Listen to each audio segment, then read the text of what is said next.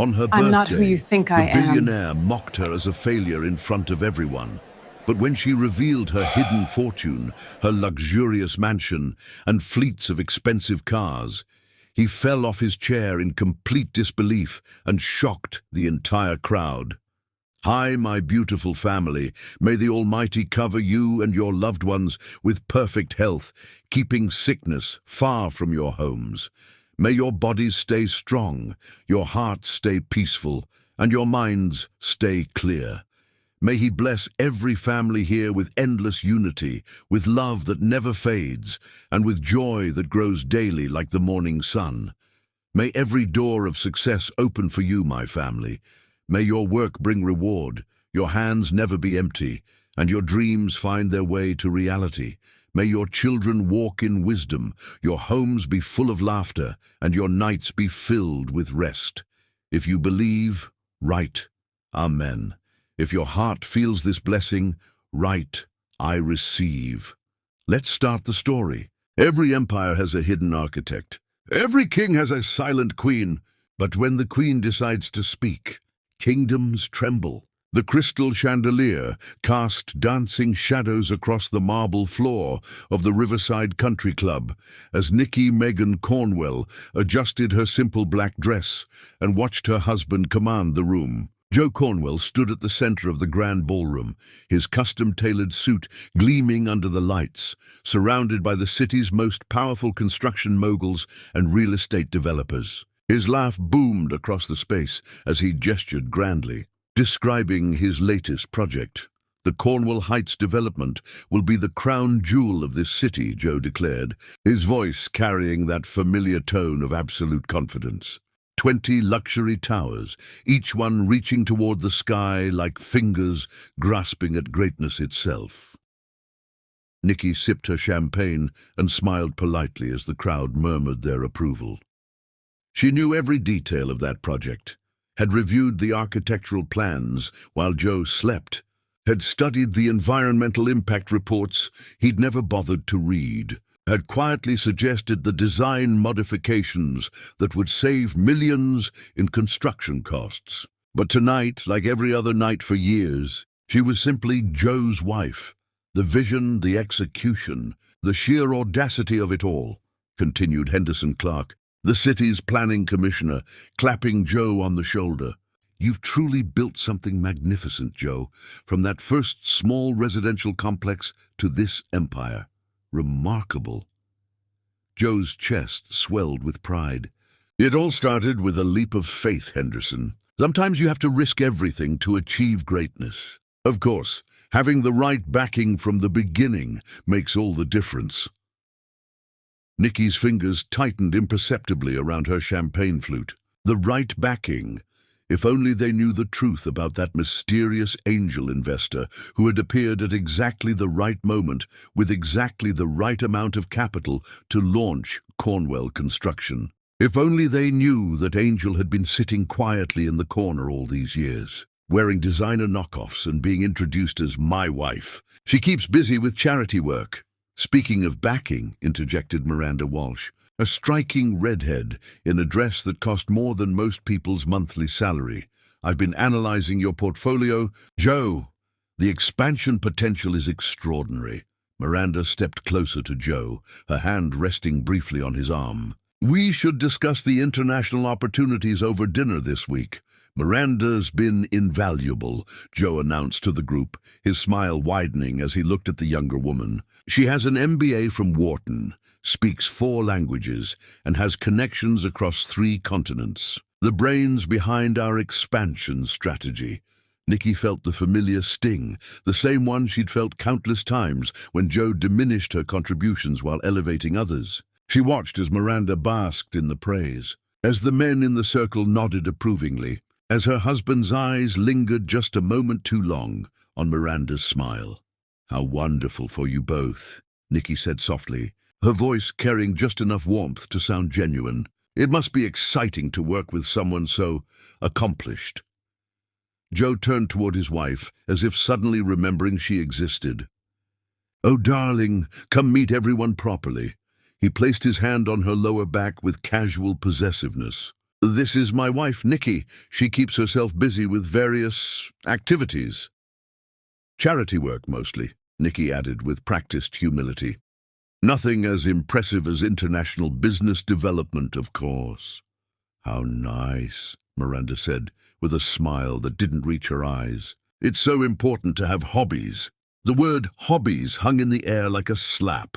Nikki's charity work included running literacy programs that had taught thousands of adults to read, organizing housing initiatives for veterans, and coordinating medical missions that had saved lives across 2 continents. But tonight, like every night, it was reduced to hobbies. "Ladies and gentlemen," called out David Morrison, the evening's host, from the small stage at the front of the room. "If I could have your attention, we're about to begin the silent auction for the Children's Hospital Foundation." As the crowd moved toward the auction tables, Joe was immediately swept away by admirers wanting to discuss business deals and golf handicaps.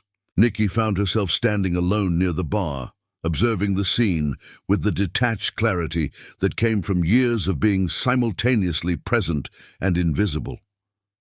"Another scotch, Mrs. Cornwell?" asked James, the bartender who had been working these events for decades. "Please." "And James, make it a double." James poured the drink with professional discretion, celebrating another successful evening for Mr. Cornwell's business. "Something like that." Nikki took a sip and felt the warmth spread through her chest. "Tell me, James, in all your years working these events, what's the most surprising thing you've learned about the people who attend them?" The older man considered the question carefully. "That the most powerful person in the room is rarely the one everyone's looking at." Nikki studied his face. "Interesting observation. Take tonight, for instance," James continued, polishing glasses with methodical precision. "Everyone's focused on the man giving speeches and closing deals. But I've watched these circles for 30 years, Mrs. Cornwell. The real power? It's usually sitting quietly in the corner, waiting for the right moment to remind everyone who's really in charge." Before Nikki could respond, her phone buzzed with a text message. She glanced down at the screen and felt her pulse quicken. The angel investor would like to schedule a meeting with Mr. Cornwell. Tomorrow, 3 p.m. Thornfield Industries executive floor. Come alone. Harrison Thornfield. Nikki stared at the message for a long moment, then looked across the room where Joe was holding court, his arm casually draped around Miranda's shoulders as they examined the auction items. The sight that once would have broken her heart now simply crystallized her resolve. She finished her scotch and approached the group. "Joe, darling, might I have a word?" Joe looked annoyed at the interruption. "Can it wait, sweetheart? We're discussing the Henderson project timeline." "Of course it can wait," Nikki replied smoothly. "I just wanted to let you know that you've received an interesting business opportunity. Someone wants to meet with you tomorrow." "Who?" Joe's attention was immediately focused. "The angel investor, your original backer, the one who made everything possible." The conversation around them fell silent. Joe's face went through a series of expressions: surprise, confusion, and then intense interest. "They want to meet? After all these years?" "Apparently so. Tomorrow afternoon, downtown." Nikki's voice remained perfectly calm. "They specified you should come alone." Miranda stepped forward. "Perhaps I should accompany you, Joe, for strategic support." "No," Nikki said quietly, her tone leaving no room for argument. "They were very specific. Alone." Joe's mind was clearly racing. "This could be huge, Nikki. They might want to discuss additional funding for the expansion. Or maybe they're ready to reveal their identity, become a full partner." "Perhaps," Nikki agreed, "though I suspect they have something quite different in mind." She turned to leave, then paused and looked back at her husband. "Oh, and Joe, you might want to wear your best suit tomorrow. First impressions matter, even with old friends." As she walked away, Nikki could hear the excited chatter erupting behind her. Joe's voice rose above the others, already spinning theories about who the mysterious investor might be and what this meeting could mean for his empire. Nikki smiled to herself as she collected her coat from the check. Tomorrow, Joe would discover exactly who had been pulling the strings all along. Tomorrow, the silent queen would finally speak, and when she did, his kingdom would indeed tremble. The most dangerous woman in any room is the one everyone underestimates. And Nikki Megan Cornwell had been underestimated for far too long. Chapter 2. The Billionaires. Daughter. Blood remembers what the heart tries to forget. The morning sun streamed through the floor-to-ceiling windows of the Thornfield Industries penthouse as Nikki Megan stepped off the private elevator onto the executive floor. The familiar scent of fresh orchids and expensive leather filled her nostrils, triggering memories she had spent years trying to suppress. This had once been her world, a realm of unlimited power and influence that she had walked away from for love. Miss Thornfield greeted Margaret Chen, her father's personal assistant, with a knowing smile. "He's been expecting you." Nikki paused at the massive oak doors leading to her father's office. The nameplate still read Harrison Thornfield, Chairman and CEO, just as it had when she was a little girl who used to spin in his leather chair while he worked late into the evening. "Does he still keep the elephant sculpture from Kenya on his desk?" Nikki asked softly. "Right next to the photo of you graduating from Stanford," Margaret replied. "He never moved it." The doors opened to reveal Harrison Thornfield standing with his back to the entrance, gazing out at the city skyline that bore the mark of his empire. At 62, he remained an imposing figure, tall, broad-shouldered, with salt and pepper hair, and the kind of presence that made entire boardrooms fall silent when he entered. Buildings with his name rose like monuments across 3 states, each one a testament to the vision and determination of a man who had built everything from nothing. "Hello, Daddy." Harrison turned slowly, his dark eyes taking in his daughter's appearance with the careful assessment of a man who missed nothing. She wore a simple blue dress and modest jewelry, the uniform of someone trying to blend into the background. But he could see past the disguise to the woman underneath, his daughter, heir to an empire, trying to hide in plain sight. "My beautiful girl." His voice carried decades of love and pain. "You look tired." "I've been busy." "Yes, I know. Keeping busy with charity work while your husband builds an empire on your foundation." Harrison moved to the bar cart in the corner and poured 2 glasses of his favorite bourbon. "Would you like to tell me why the most intelligent woman I've ever known is pretending to be invisible?" Nikki accepted the glass, but didn't drink. "You know why? I know what you told yourself 5 years ago. That love was more important than legacy. That marriage meant more than empire." Harrison's voice remained gentle, but steel crept into his tone. "What I want to know is whether you still believe that." The question hung between them like a challenge. Nikki walked to the window and looked down at the bustling city below. Somewhere out there, Joe was probably meeting with contractors and investors, making decisions about projects she had helped finance, taking credit for successes she had engineered. "He didn't used to be like this," she said finally. "When we first met, he was different, humble, grateful. He used to ask my opinion on everything. And now he introduces other women as the brains behind our expansion, while calling my work hobbies."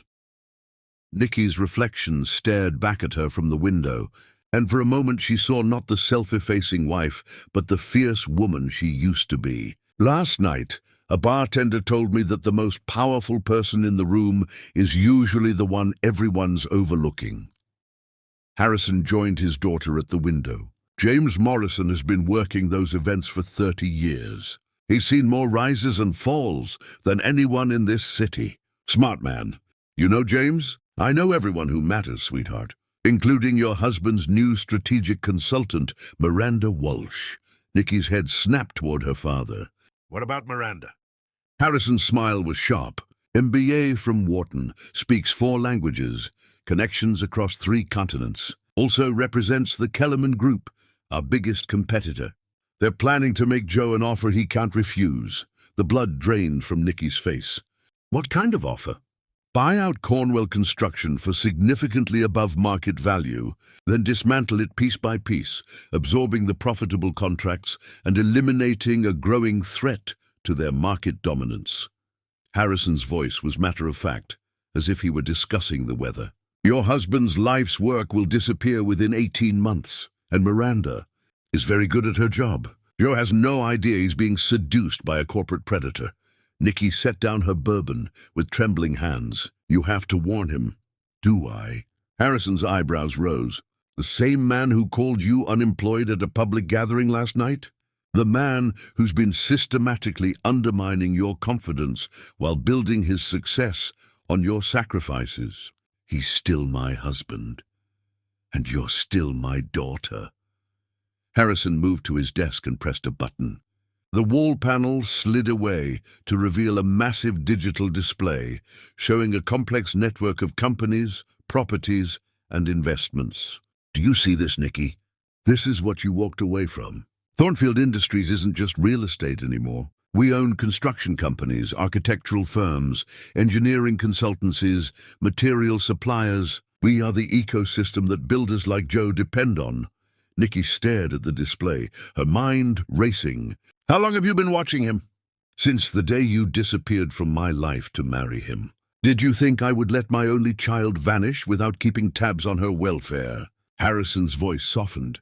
I've been protecting you both, even when you didn't want my protection. Protecting us how? Harrison pressed another button, and the display zoomed in on a specific section. Cornwell Construction's 3 biggest suppliers, Thornfield subsidiaries, his most reliable subcontractors, companies I have strategic partnerships with, the bank that approved his major development loans. We hold 40% of their commercial real estate portfolio. The realization hit Nikki like a physical blow. You've been controlling his success. I've been ensuring it. There's a difference. Harrison turned to face his daughter fully. Your husband believes he built his empire through vision and determination. The truth is, he built it because I refused to let my daughter's husband fail. Nikki sank into one of the leather chairs, her mind reeling. Why are you telling me this now? Because tomorrow afternoon, Joe will sit in this very office and learn that his mysterious angel investor has a name, a face, and some very specific expectations about how his business should be run. Harrison poured himself another bourbon. The question is, do you want to be the woman hiding in the shadows when that happens, or do you want to be the daughter who helped orchestrate his education? What are you asking me to do? I'm asking you to come home, Nikki. Not to this office, not to this building, but to yourself. The woman who graduated valedictorian from Stanford Business School. The woman who designed the expansion strategy for our Southeast operations before she was 25. The woman who could run circles around any MBA from Wharton. Harrison pulled a folder from his desk drawer and placed it in front of his daughter. Miranda Walsh thinks she's playing chess with a small-town contractor. She has no idea she's about to face the Thornfield Empire. Nikki opened the folder to find detailed dossiers on Miranda, the Kellerman Group, and their acquisition strategy. Every move they planned was documented, every weakness exposed. You knew about their plan all along. I've known about their plan since before they formed it. The question is, what do you want to do about it? Nikki studied the documents, her business mind automatically analyzing the information and formulating responses. For the first time in years, she felt the familiar thrill of strategic thinking, of seeing 10 moves ahead while others were focused on the next step. If I do this, she said slowly, if I step back into this world, there's no going back to being invisible. No, Harrison agreed. There isn't. Joe will know I've been lying to him about who I am. Yes, he will. He'll know that everything he built was built with my family's power, backing him. That too. Nikki closed the folder and looked at her father. And if he can't handle the truth? Harrison's smile was both sad and proud. Then you'll discover whether you married the man you thought you did, or the man he's become. The silence stretched between them as Nikki weighed her options. Outside, the city continued its relentless pace, unaware that in this penthouse office the balance of power was shifting. Finally, Nikki stood and walked to the family photo on her father's desk, a picture of them from her college graduation, both beaming with pride and possibility. "What time is Joe's meeting tomorrow?" 3 o'clock. "I want to be here." Harrison's smile widened. "I was hoping you'd say that. But I want to do this my way. No corporate intimidation, no hostile takeover threats. If Joe is going to learn who I really am, he's going to learn it with dignity intact. And if he chooses Miranda and the easy money over you and the hard truth." Nikki picked up the elephant sculpture from her father's desk, the same one she used to play with as a child when she dreamed of building empires, alongside the man she admired most in the world. Then he'll discover that the most dangerous opponent isn't the one you can see coming. Some daughters inherit their father's eyes, others his smile. But the rarest inherit his instinct for power and the wisdom to use it. Chapter 3. The Angel Investor Revealed. Every devil was once an angel. Every angel remembers how to fall. Joe Cornwell stood at the base of Thornfield Tower, craning his neck to take in the full height of the gleaming steel and glass monument that pierced the afternoon sky. 62 floors of pure power and influence, crowned with the golden Thornfield logo that caught the sunlight like a beacon. He had driven past this building countless times over the years, but never imagined he would be walking through its doors as anything other than a tourist.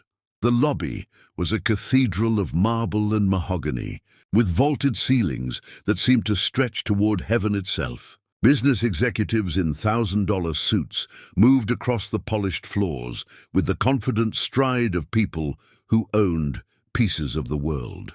Joe tugged at his tie, his best one, though it suddenly felt insufficient in this temple of wealth. Mr. Cornwell, a distinguished Asian woman in an impeccable navy suit, approached him with a professional smile. "I'm Margaret Chen, Mr. Thornfield's executive assistant. He's expecting you." The elevator ride to the executive floor felt like ascending Mount Olympus. Joe watched the floors tick by: legal department, acquisitions, international development, strategic planning. Each level representing more money and influence than he had ever dreamed of controlling. When the doors finally opened onto the executive floor, he felt like a small-town boy entering the palace of a king.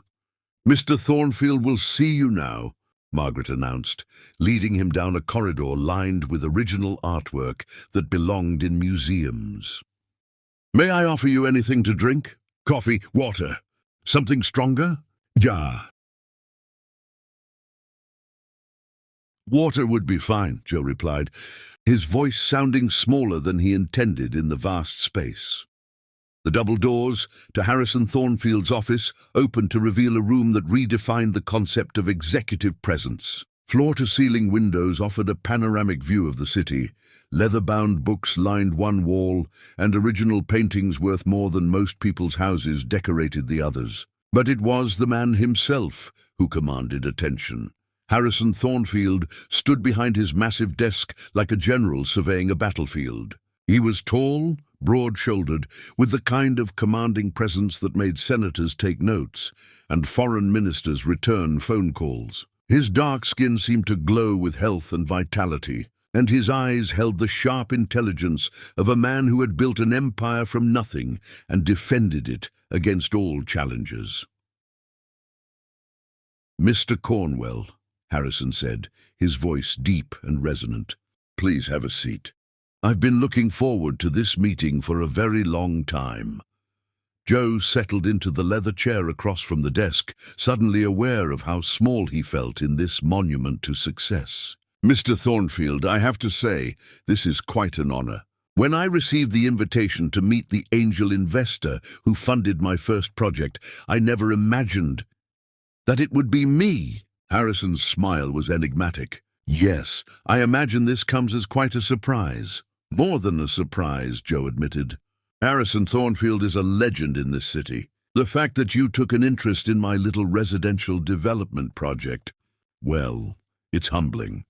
Harrison moved around the desk and settled into the chair beside Joe, a gesture that somehow made the conversation feel both more intimate and more dangerous.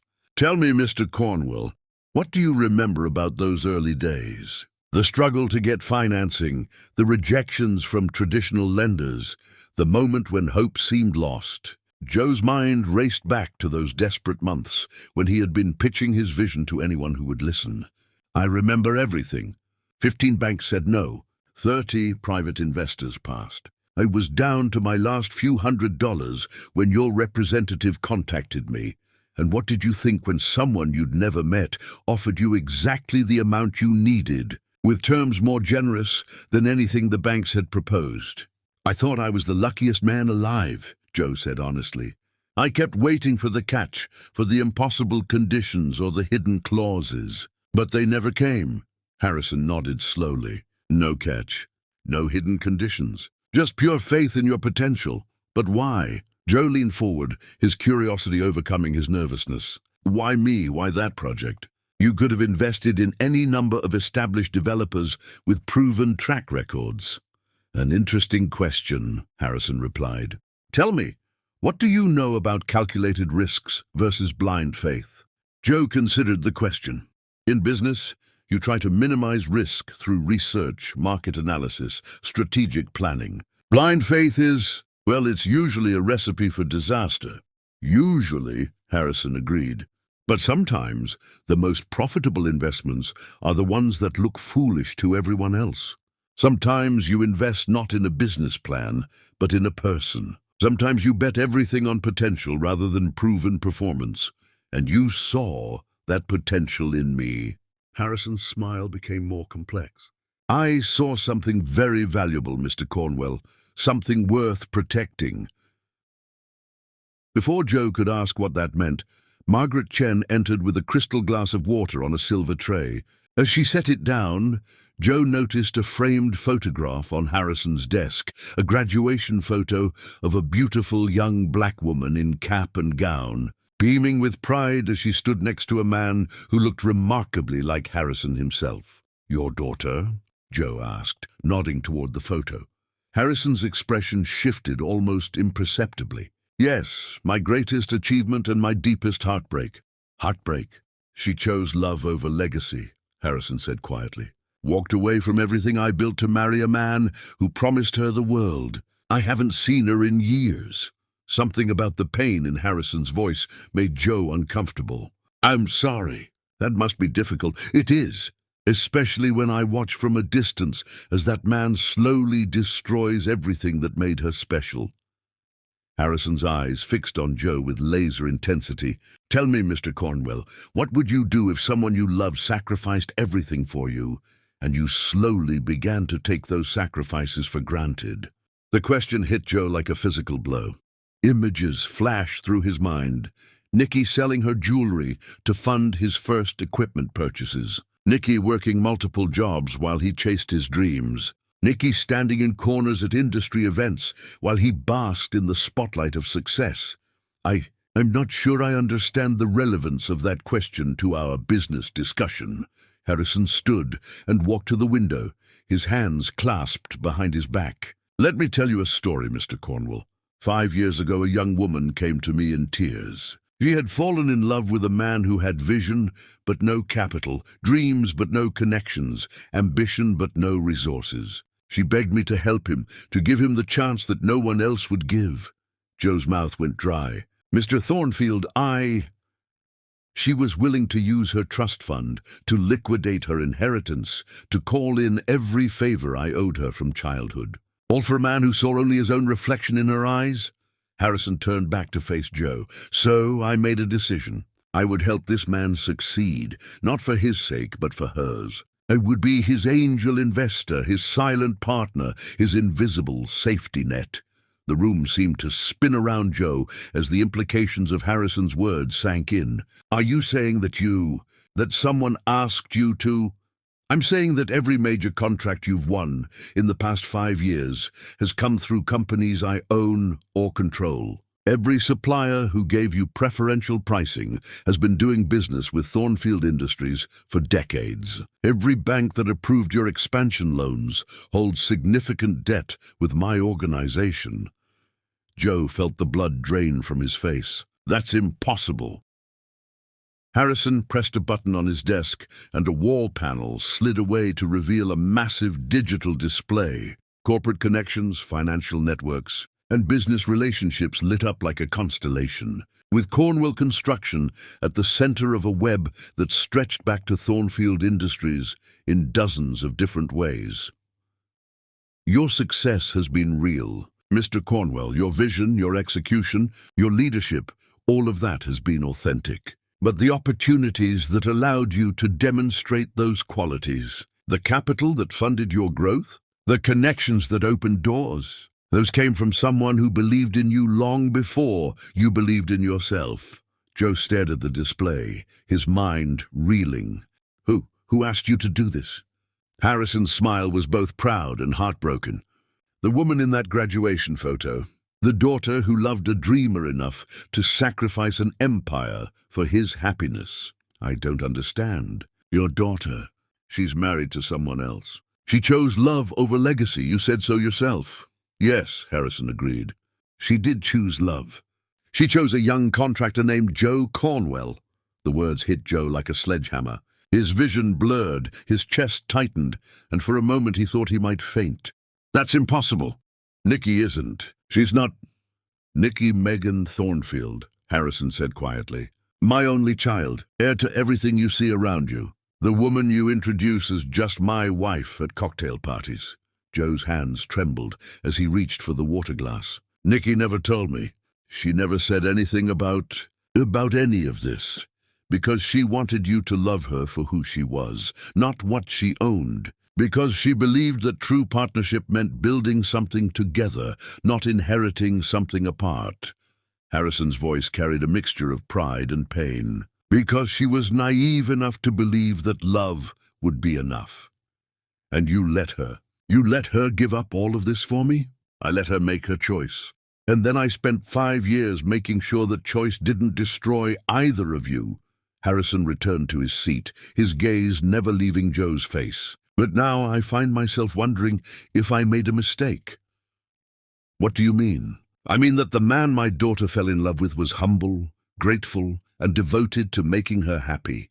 The man sitting in front of me today introduces other women as the brains behind his operation while reducing his wife's accomplishments to hobbies. Joe's mind raced, trying to process the magnitude of what he was learning. Miranda, the expansion strategy. You know about... I know everything, Mr. Cornwell, including the fact that Ms. Walsh represents the Kellerman Group, and that they're planning to acquire your company for the sole purpose of dismantling it. The final piece of the puzzle clicked into place, and Joe felt the world shift beneath his feet. Everything he thought he knew about his life, his success, his marriage, all of it was built on a foundation he had never even seen. What happens now? He asked quietly. Harrison leaned back in his chair, his expression unreadable. That depends entirely on you, Mr. Cornwell. The question is, now that you know the truth about who your wife really is, what are you going to do about it? The most dangerous moment in any man's life is when he discovers that his greatest success was built on another's sacrifice, and his greatest failure was not recognizing it. Chapter 4. The disrespect. A woman's patience is not weakness. It's strategy. The Crystal Ballroom at the Grandview Hotel gleamed under $1,000 chandeliers as the city's elite gathered to celebrate Joe Cornwell's birthday. Golden silk draping adorned the walls. Servers in crisp white uniforms circulated with champagne and caviar, and a string quartet played softly in the corner. It was the kind of event that announced success to the world, and Joe was basking in every moment of it. Nikki stood near the bar, watching her husband hold court at the center of the room. He wore his new Italian suit like armor, his confidence radiating outward as he gestured animatedly while telling the story of his latest development project to a captivated audience of investors and politicians. She sipped her wine and marveled at how different he looked from the humble man who used to practice his presentations in their tiny apartment, asking for her feedback and genuinely caring about her opinions. "Ladies and gentlemen," Joe's voice boomed across the ballroom as he tapped his champagne flute with a silver spoon. "If I could have your attention for just a moment." The room gradually quieted, all eyes turning toward the birthday boy. Nikki felt a familiar flutter of anxiety in her stomach. Joe's impromptu speeches had become increasingly unpredictable lately, especially when he'd been drinking. "I want to thank all of you for being here tonight to celebrate with me," Joe continued, his smile wide and practiced. "5 years ago, I was just a guy with a dream and empty pockets. Tonight, Cornwell Construction is valued at over $800 million, with projects spanning 3 states and partnerships reaching around the globe." Applause filled the room, and Joe's chest swelled with pride. Nikki noticed Miranda Walsh standing near the front of the crowd, her red dress catching the light as she gazed up at Joe with obvious admiration. "Of course, success like this doesn't happen in a vacuum," Joe went on, his tone becoming more grandiose. "It takes vision, determination, and the courage to take risks when others play it safe. But most importantly, it takes surrounding yourself with the right people." He gestured toward Miranda, who stepped forward with a demure smile. "I want to introduce you all to Miranda Walsh, our Director of Strategic Development. Miranda has an MBA from Wharton, speaks 4 languages fluently, and has connections across 3 continents. She's the brilliant mind behind our international expansion strategy." The crowd murmured appreciatively as Miranda gave a small wave. "Thank you, Joe. It's been incredible working with someone who shares my passion for global market penetration and sustainable growth strategies." "The brains behind our expansion," Joe repeated, his hand resting on Miranda's shoulder. "Without brilliant partners like Miranda, none of this would be possible." Nikki felt the familiar sting of being overlooked, but she kept her expression neutral. She had learned to manage these moments, to breathe through the disappointment and maintain her composure. "Now, I know some of you have been asking about my secret to success," Joe continued, his voice taking on the tone of a motivational speaker. "And the truth is, it comes down to making smart choices, choosing the right investments, the right partnerships, the right team members." He paused dramatically. "And sometimes it means making difficult decisions about who belongs in your inner circle and who doesn't." Councilman Richard Sterling stepped forward from the crowd. "Joe, we're all curious about your personal life too. You've built this incredible empire, but you've managed to keep your private life remarkably private. Tell us about the woman behind the man." Joe's smile flickered slightly, and Nikki could see him scanning the room until his eyes found her near the bar. "Yes, well, there's not much to say, really. My wife Nikki keeps herself busy with various activities." The dismissive tone was like a slap across the face, but Nikki maintained her composure. Several people in the crowd turned to look at her with polite but disinterested smiles. "What kind of activities?" it asked Patricia Morrison, the mayor's wife, with the kind of curiosity that wealthy women displayed toward women they considered beneath them. "Oh, charity work mostly," Joe replied with a wave of his hand. "She organizes fundraisers, volunteers at the hospital, that sort of thing. It's nice that she has hobbies to keep her occupied while I focus on building the business." Hobbies. The word hung in the air like a judgment. Nikki's charity work included running literacy programs that had taught over 3,000 adults to read, organizing housing initiatives that had provided homes for 200 veteran families, and coordinating medical missions that had performed life-saving surgeries in 4 different countries. But tonight, like every other night, it was reduced to hobbies. Miranda stepped closer to Joe, her voice carrying across the quiet room. "It's so wonderful when spouses support each other's careers. Joe, your dedication to building something truly significant is inspiring. Not everyone understands the sacrifices required to operate at this level." The implication was clear. and Nikki felt the eyes of the room briefly flicker toward her before returning to the more interesting conversation between Joe and Miranda. Exactly, Joe agreed. Building an empire requires focus, intelligence, and the ability to make tough decisions. You can't let sentiment cloud your business judgment or allow personal relationships to limit your potential. Nikki set down her wine glass with careful precision. Around her, the crowd was hanging on Joe's every word, but she found herself remembering a different conversation, one that had taken place the day before in her father's office. Harrison's words echoed in her mind. The question is, do you want to be the woman hiding in the shadows when that happens? Or do you want to be the daughter who helped orchestrate his education? Joe, tell us about your expansion plans, called out David Chen, the city's planning commissioner. There are rumors about international partnerships. Joe's eyes lit up. Well, since you asked. He moved closer to Miranda, their proximity suggesting a partnership that went beyond professional collaboration. Miranda has been instrumental in identifying opportunities in emerging markets. We're looking at projects in South America, Eastern Europe, and Southeast Asia. It's all about finding the right local partners, Miranda added, her hand briefly touching Joe's arm. Someone who understands both the global market and the local landscape. Joe has been incredibly open to new strategies and innovative approaches. Unlike some people who are content with small-scale thinking, Joe said with a laugh that carried an edge of cruelty. I've learned that you have to surround yourself with people who challenge you to think bigger, not hold you back with conventional wisdom or emotional attachments.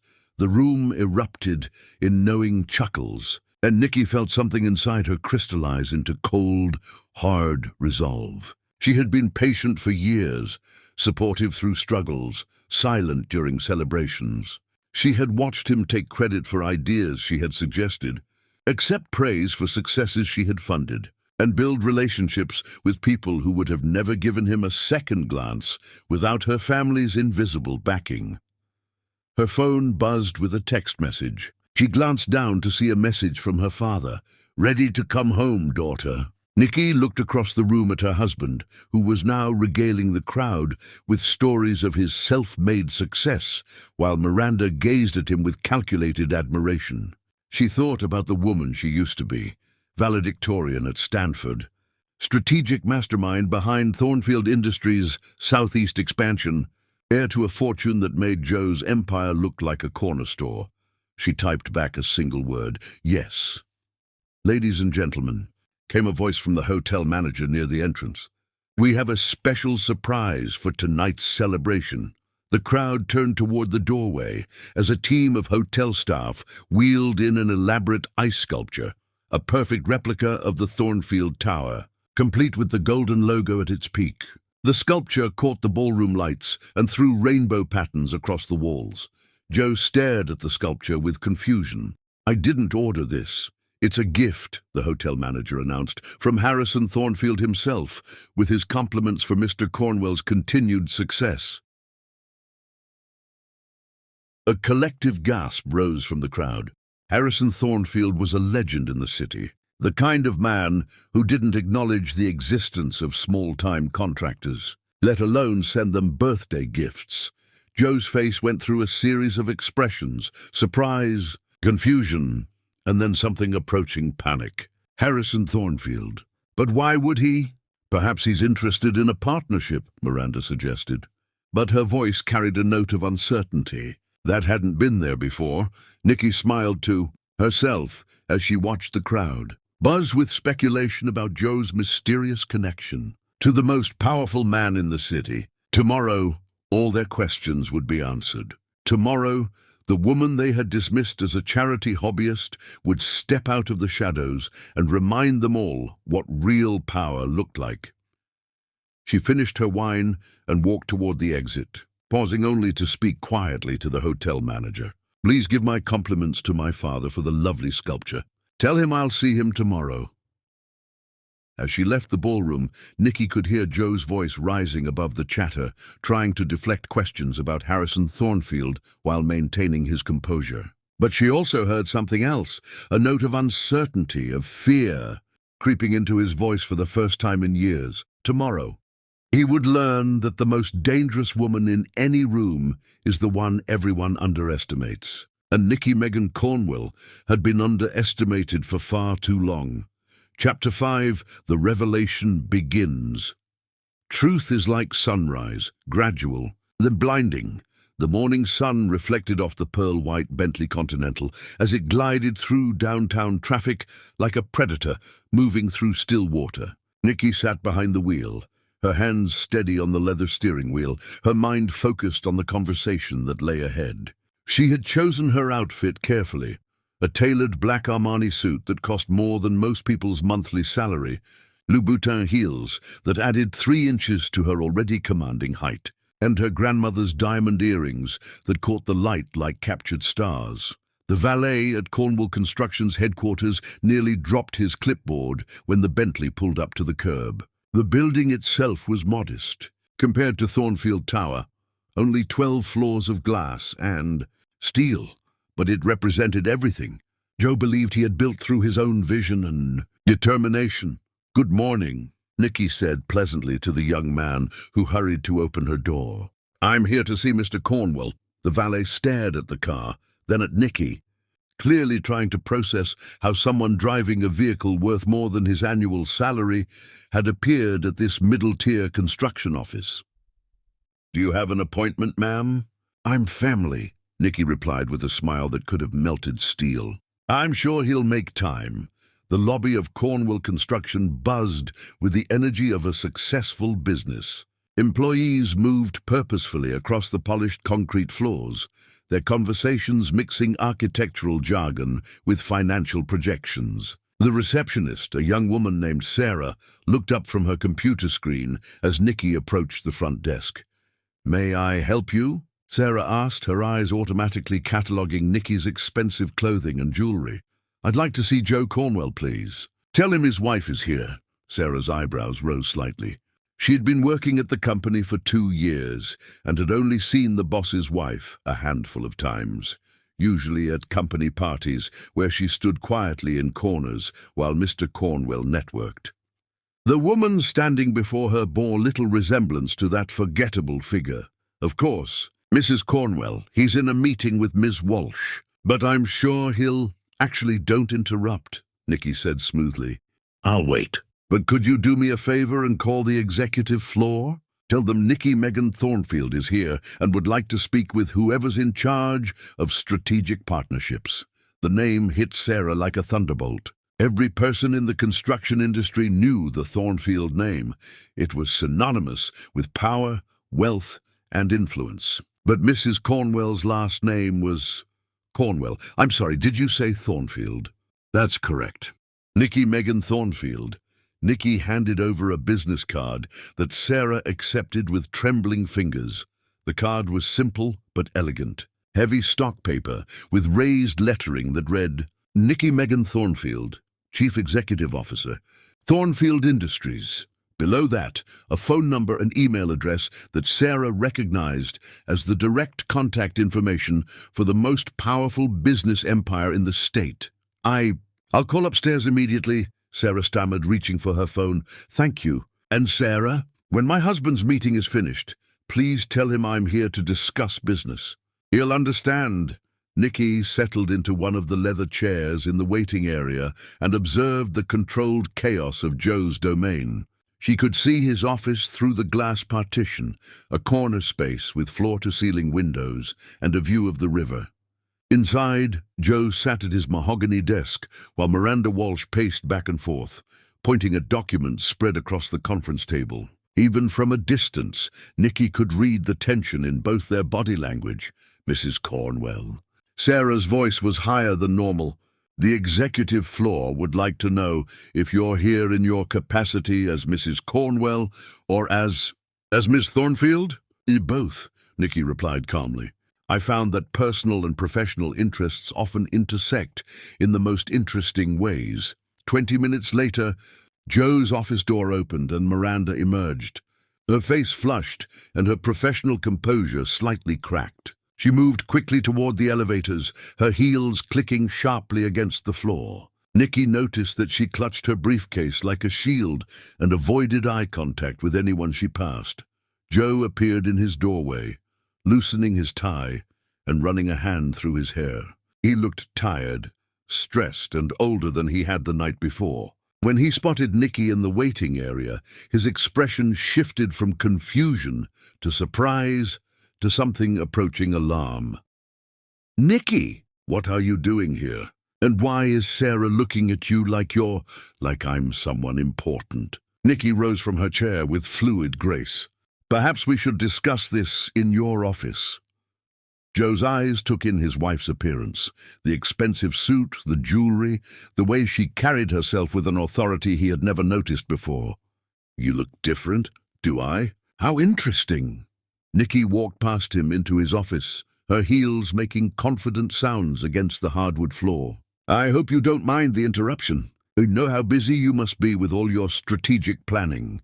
Joe closed the door behind them and moved to his desk, unconsciously putting the large piece of furniture between himself and his wife. "Nikki, I know last night I may have said some things that came across as dismissive, condescending, publicly humiliating." Nikki settled into the chair across from his desk, crossing her legs with elegant precision. "Oh, Joe, you said exactly what you meant. The question is, do you understand what you revealed about yourself in the process? I don't understand what's gotten into you today. The way you're dressed, the way you're talking." Joe's voice trailed off as he noticed the business card Sarah had left on his desk. His face went pale as he read the text.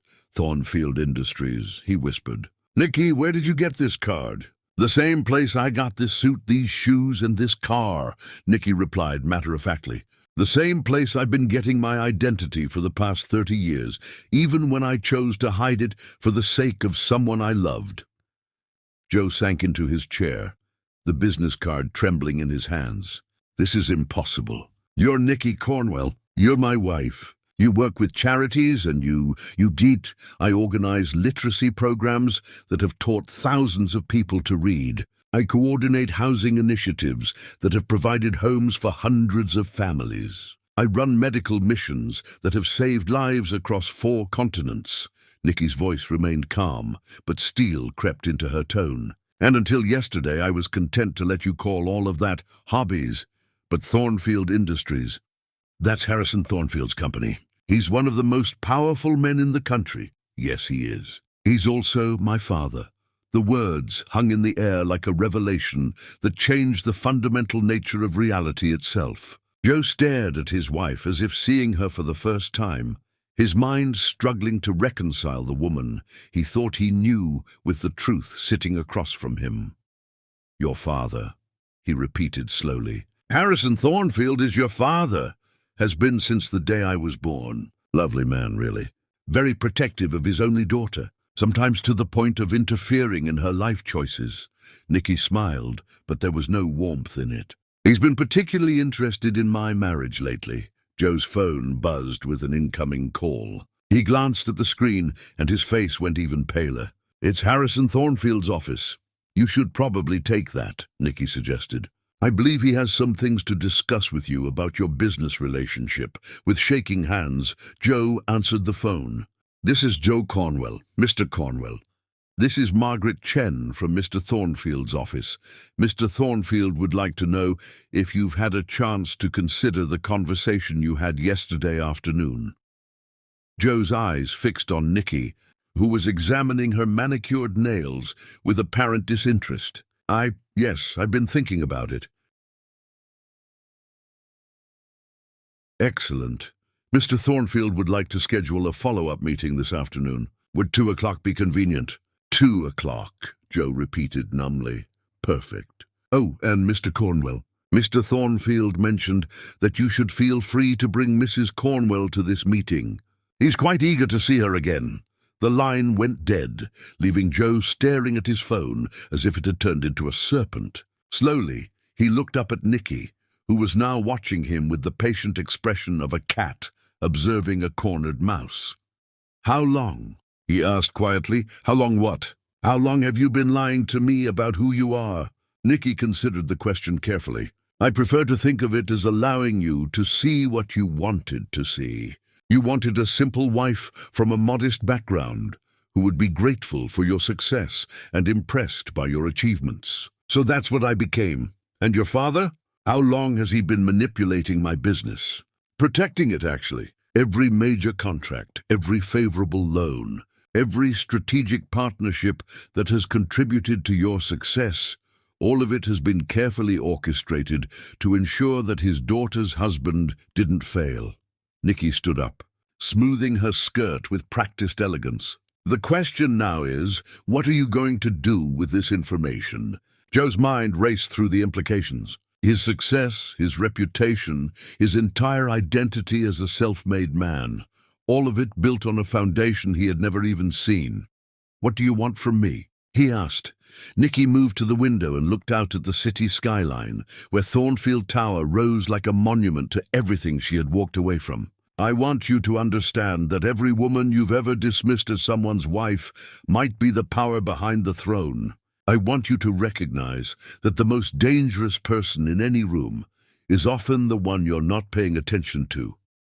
She turned back to face him, and for the first time, Joe saw not his humble wife, but the heir to an empire, the daughter of a titan, the woman who had chosen love over legacy and was now questioning that choice. And most of all, Joe, I want you to decide whether you're the man I fell in love with, or the man you've become. A name has power only when spoken by the right lips. And today, Nikki Megan Thornfield had finally found her voice. Chapter 6. The Empire Unveiled.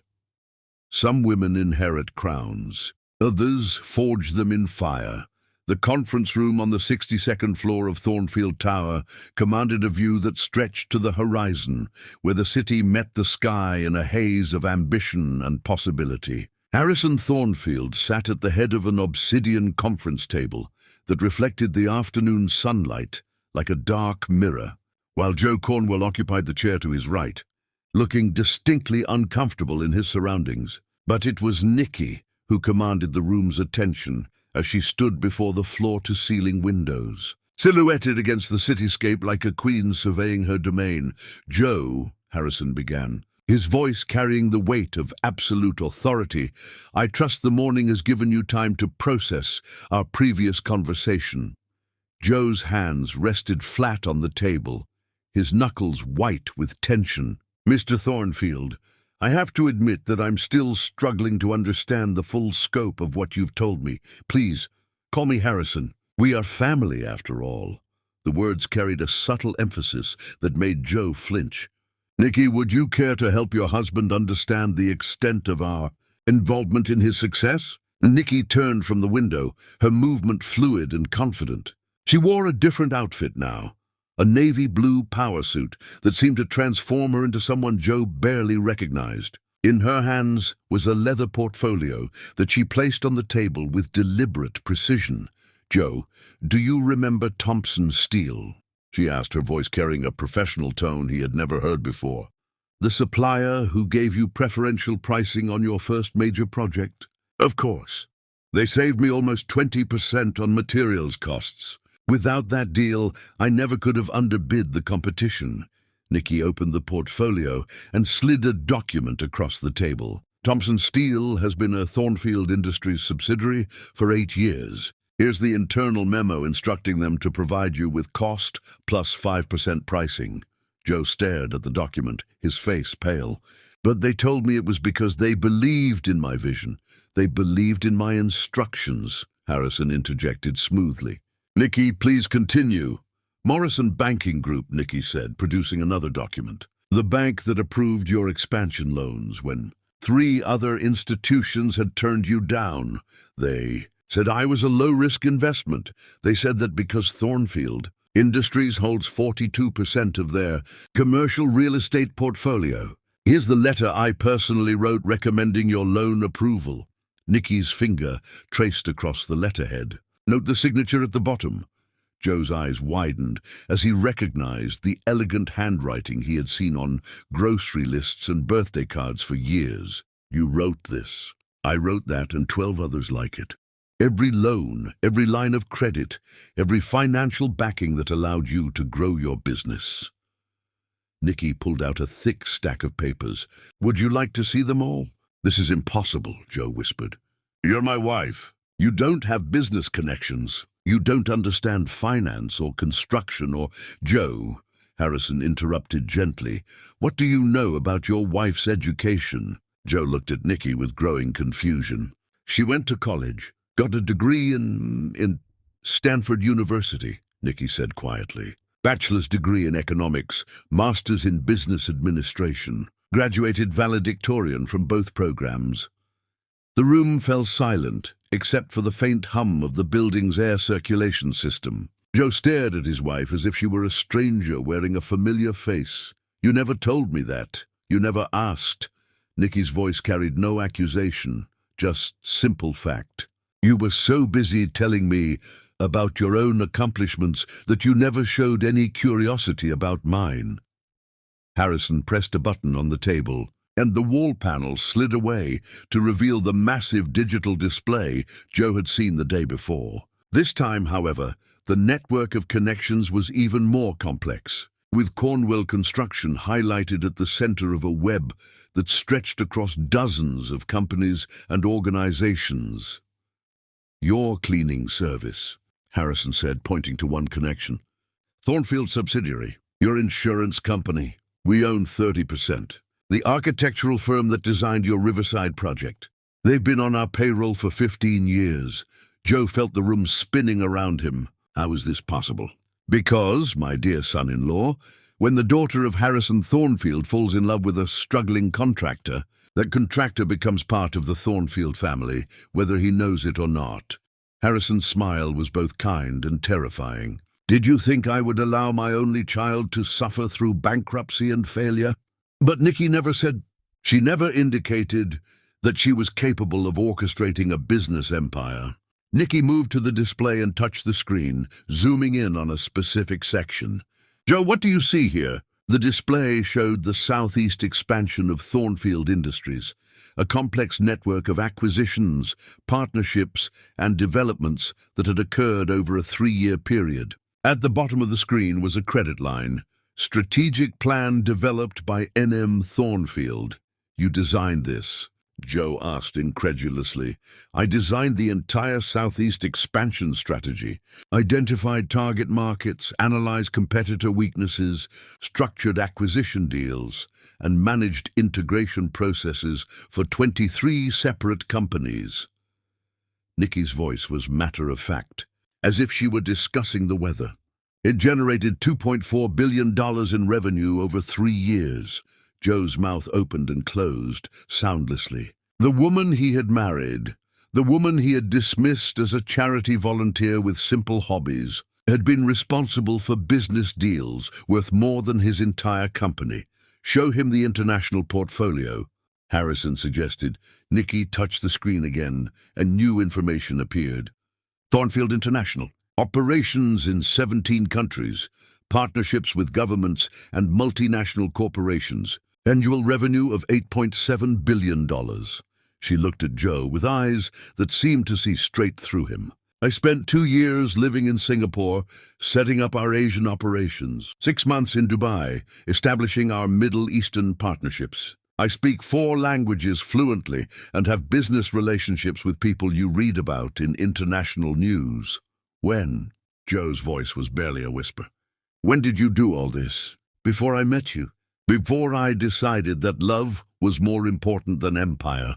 Nikki returned to her seat, her movements controlled and precise. "I walked away from all of it to marry a man who promised me that we would build something beautiful together." Harrison leaned forward, his expression serious. "Joe, I want you to understand something very clearly. Every success you've achieved, every contract you've won, every dollar you've earned, all of it has been possible because my daughter sacrificed her birthright to make sure you didn't fail."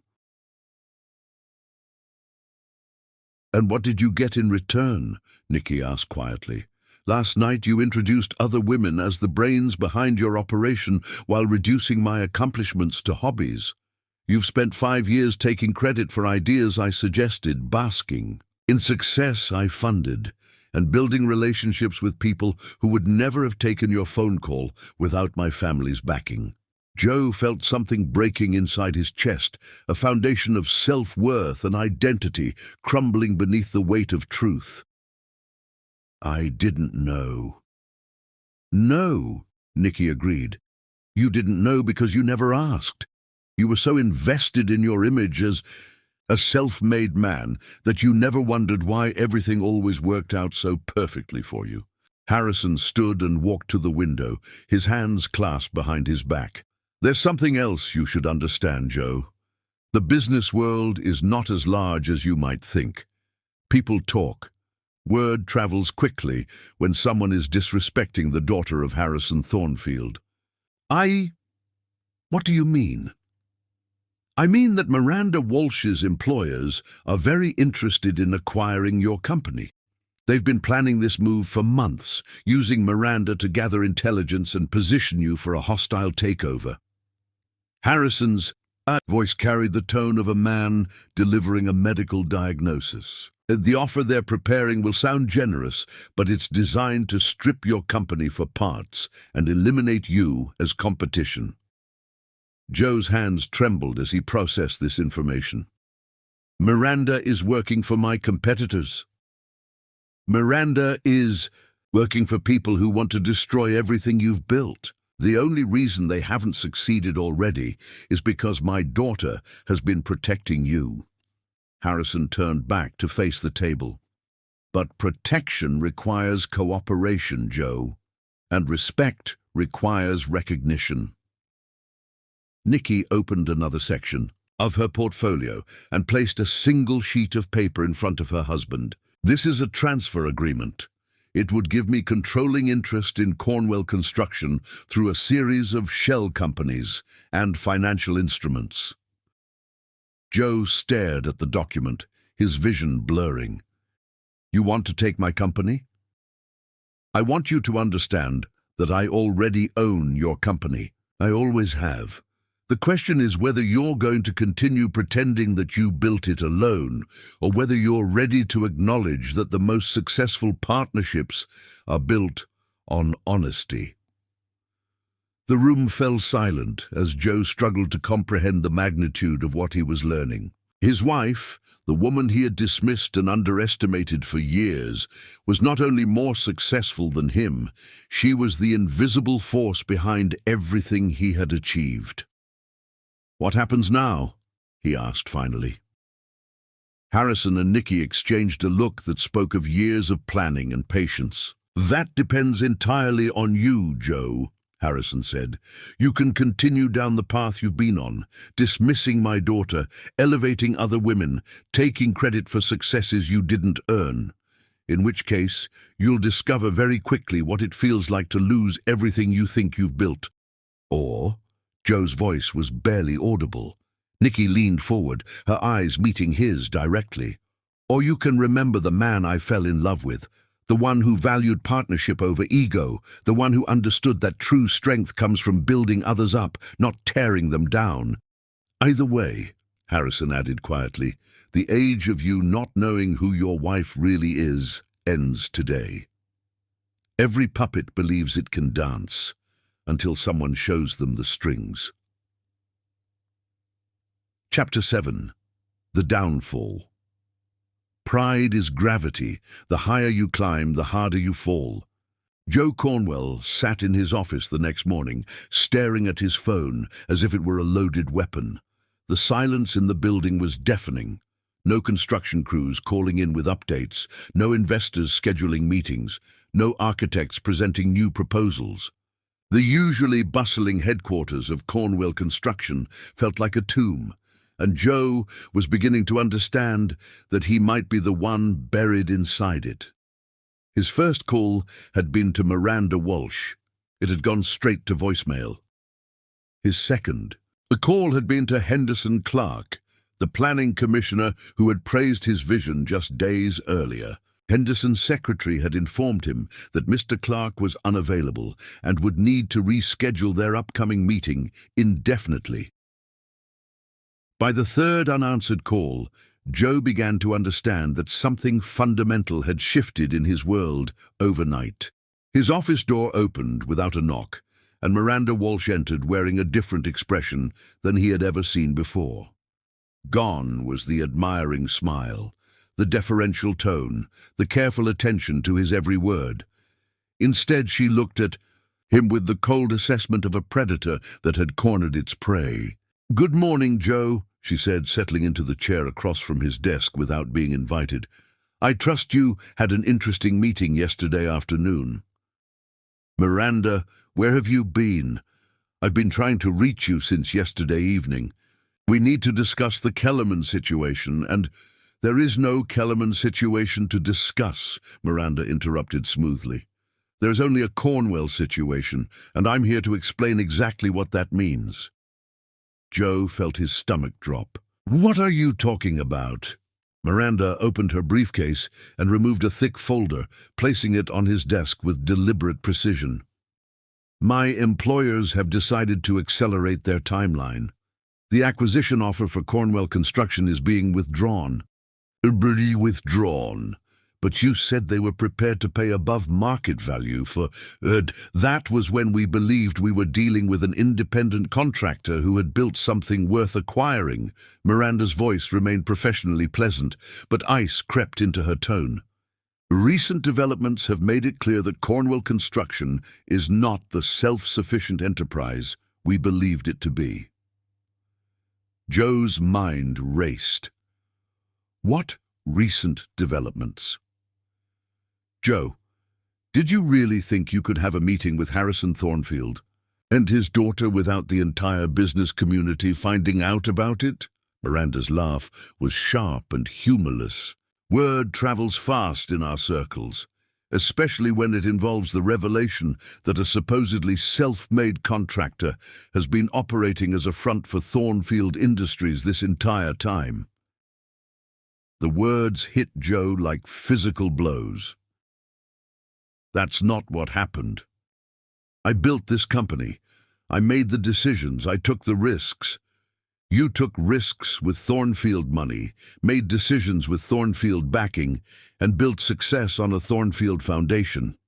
Miranda stood and moved to the window, looking out at the modest skyline that Cornwell Construction called home. "Do you know what my employers call that, Joe? They call it fraud." "Fraud? That's insane. I never misrepresented. You presented yourself as an independent contractor when you were actually a subsidiary of the most powerful business empire in the state. You competed for contracts while hiding the fact that you had unlimited financial backing and political connections." Miranda turned back to face him. "You took business away from legitimate competitors who were operating without the benefit of a billionaire father-in-law."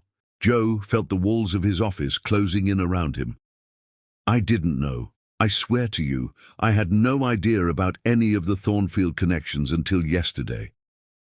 Whether you knew or not is irrelevant. What matters is that every contract you've won, every deal you've closed, every success you've achieved has been tainted by this hidden relationship." Miranda's smile was razor-sharp. "My employers don't acquire tainted assets, Joe. They eliminate them." Before Joe could respond, his phone rang. He glanced at the caller ID and felt his blood turn to ice water. "Riverside Development Corporation." "Take it," Miranda suggested. "I'll wait." With trembling hands, Joe answered the phone. "This is Joe Cornwell." "Mr. Cornwell, this is Patricia Stevens from Riverside Development. I'm calling about the Henderson residential project." "Yes, Patricia. We're scheduled to break ground next month. Is there a problem with the permits?" "Mr. Cornwell, we've decided to terminate our contract with Cornwell Construction, effective immediately." The words seemed to echo in the sudden silence of Joe's office. "Terminate? But we've already ordered materials, hired crews, invested months of planning." "Our legal team has advised us that there may be ethical concerns regarding your company's bidding process. We're exercising the termination clause in our contract and will be seeking alternative contractors for this project." "Ethical concerns? What are you talking about?" We understand that you may have had access to information and resources that weren't disclosed during the bidding process. Riverside Development cannot be associated with any irregularities. The line went dead, leaving Joe staring at his phone in disbelief. Miranda watched him with the detached interest of a scientist observing a laboratory specimen. "That's just the beginning," she said quietly. "By noon today, you'll receive similar calls from every major client you currently have under contract." "This is insane. You're destroying my company based on lies and assumptions." "I'm not destroying anything, Joe. I'm simply allowing the business community to understand what you really are." Miranda moved back to her chair and sat down with elegant precision. "You see, when word spread about your family connections, people began asking questions. Questions about how a small-time contractor managed to underbid established companies consistently. Questions about how you always seem to have access to the best suppliers and most favorable financing terms. Questions about whether you've been competing fairly or operating with hidden advantages." Joe's phone rang again. This time it was Morrison Construction Supply. "Mr. Cornwell? This is Bill Morrison. I'm afraid we're going to have to suspend your account effective immediately." "Bill, what are you talking about?" "We've had a relationship for 5 years. You know my credit is good. It's not about credit, Joe. It's about the fact that we've discovered you've been receiving preferential pricing through some kind of arrangement with our parent company. Our other customers are furious, and frankly, so are we. We can't continue doing business under these circumstances." Another line went dead. Another piece of Joe's empire crumbled away. "How are you doing this?" Joe asked Miranda, his voice barely above a whisper.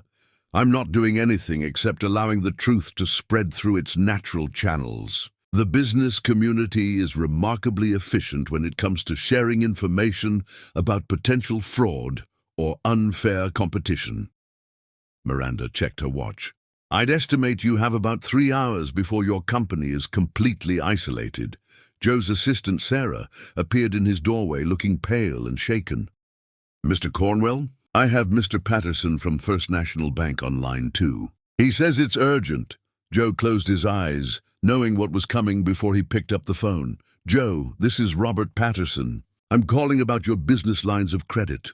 "Don't tell me. You're suspending them." "I'm afraid so. The bank has become aware of some irregularities in your financial backing that weren't disclosed when we approved your loans. We need to conduct a full review of your accounts, which means freezing all business credit until further notice."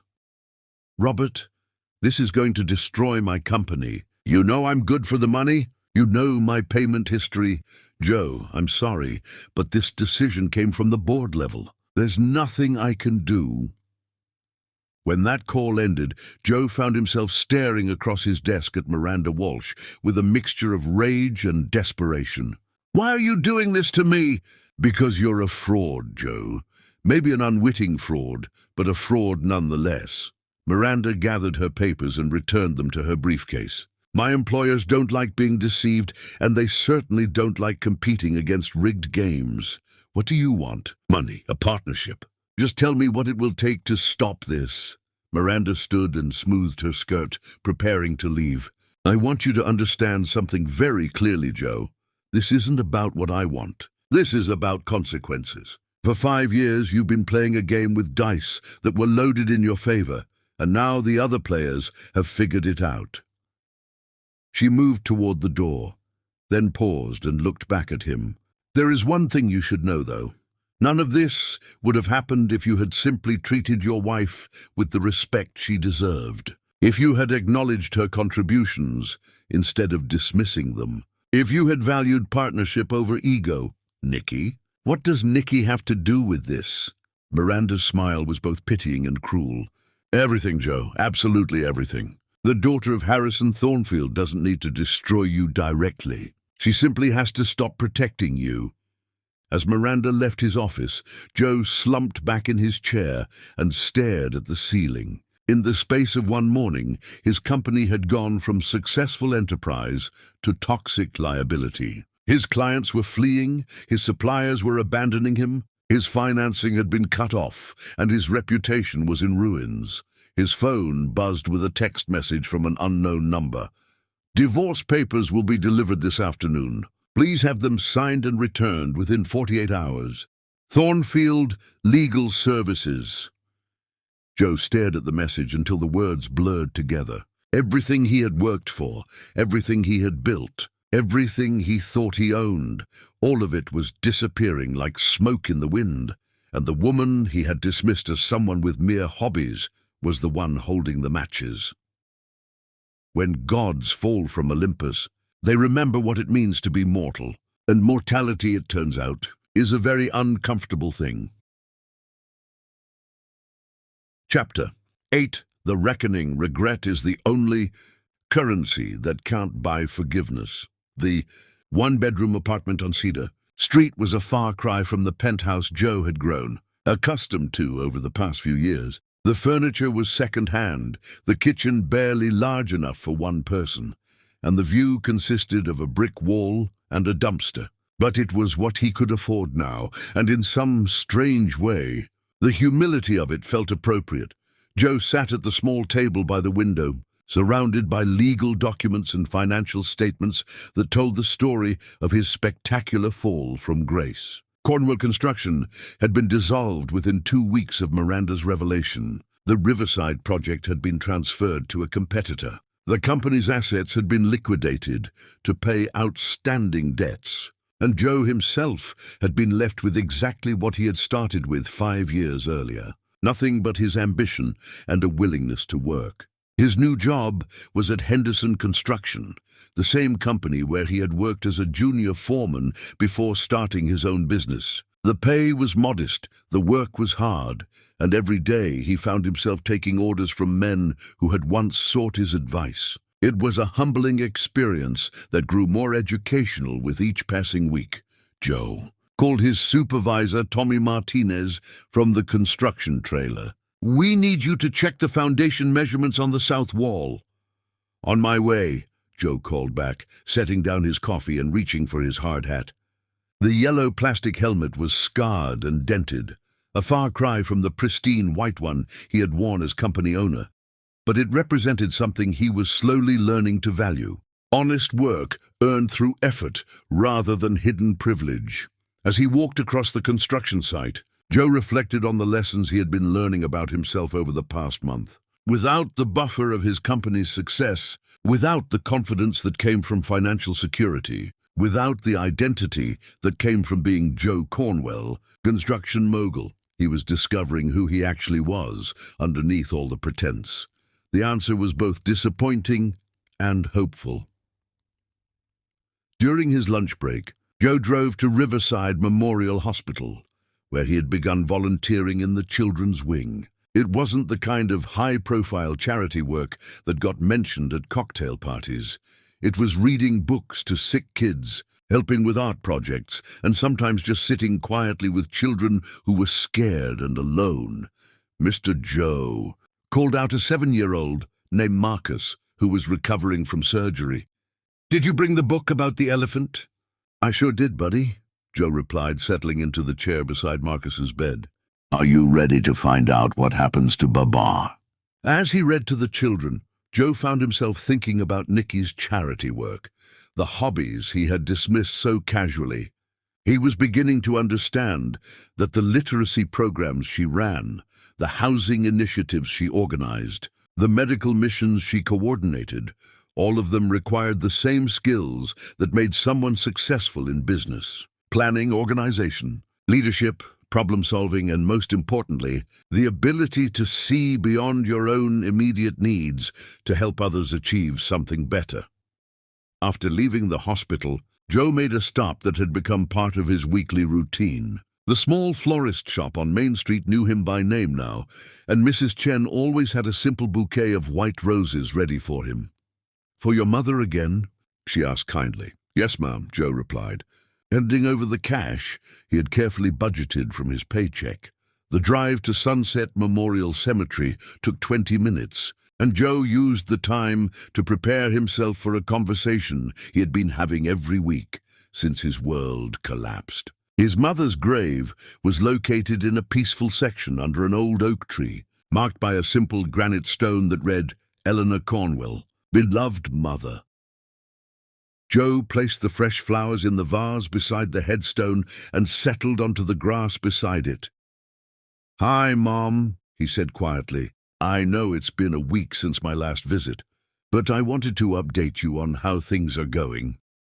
The wind rustled through the oak leaves above him, creating a gentle sound that always reminded him of his mother's voice. "I've been thinking a lot about the conversations we used to have when I was growing up. Do you remember how you always told me that character isn't what you do when people are watching, but what you do when no one's looking?" Joe pulled a few weeds away from the base of the headstone. "I'm starting to understand what you meant by that." He sat in silence for a few minutes, organizing his thoughts. "I found out something recently, Mom. Something I probably should have discovered a long time ago, but I was too proud and too focused on myself to notice." Joe's voice grew quieter. "It turns out that Nikki has been taking care of you for the past 5 years." The revelation had come to him accidentally, through a conversation with the cemetery groundskeeper who had mentioned how grateful he was to Mrs. Cornwell for her generous donations to the Memorial Garden Fund.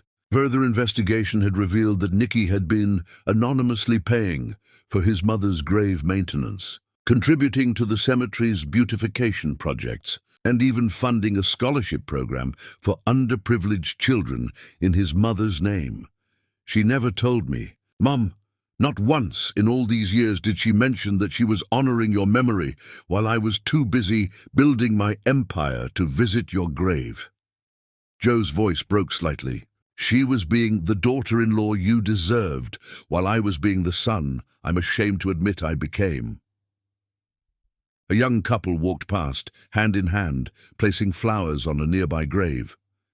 Joe watched them and was reminded of the early days of his marriage, when he and Nikki would visit his mother's grave together and dream about the future they were going to build.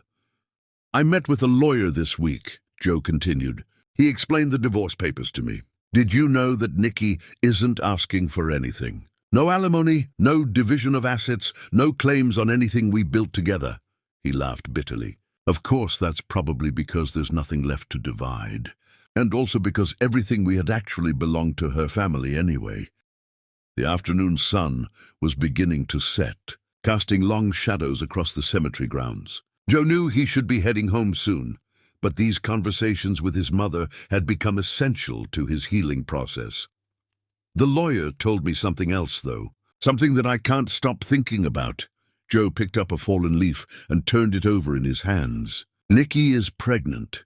The words hung in the air like a revelation that changed everything. Joe had learned about the pregnancy, not from his wife, but from the legal documents that mentioned provisions for child support and custody arrangements. "She's carrying my child. Mom, and I don't even know if she's planning to tell me about it. I've been trying to reach her for weeks, but she won't take my calls. Her father's lawyers handle all communication now." Joe's voice was filled with a pain that went deeper than the loss of his business or his reputation. "I'm going to be a father, and I might never get the chance to prove that I can be the man you raised me to be." As the sun continued to set, Joe found himself making a decision that felt both terrifying and necessary. "I'm going to keep trying, Mom. Not to win her back, I'm not sure I deserve that chance, but to show her that I understand what I lost. To prove that I can be the partner she needed instead of the burden she carried."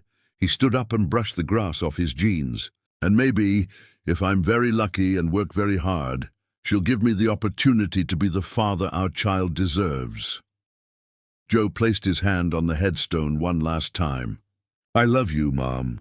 And I promise I'll make you proud of the man I become, even if it's too late to make Nikki proud of the man I was." As he walked back to his car, Joe's phone buzzed with a text message from an unknown number. His heart raced as he read the words, "Emergency. Nikki in hospital.